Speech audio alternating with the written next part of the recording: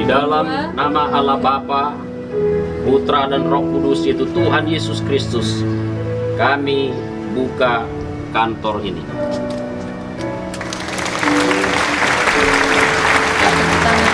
Dan Allah selalu mengatakan, sekalipun kita, yaitu dalam situasi sulit, tapi Tuhan ketika Dia bertindak, Dia akan melepaskan dan menyertai, menolong anak-anaknya di dalam kesulitan itu. Yang pertama adalah Alkitab berkata bahwa jadilah kepadamu sesuai dengan iman.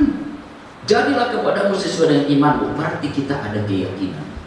Ketika kita membuka usaha ini, membuka kantor ini, saya percaya ada satu keyakinan di dalam diri hati daripada yaitu pimpinan, karyawan, dan staf yang ada di sini, bahwa kantor ini akan dari sini bergerak satu pekerjaan yang luar biasa dan berhasil. Itu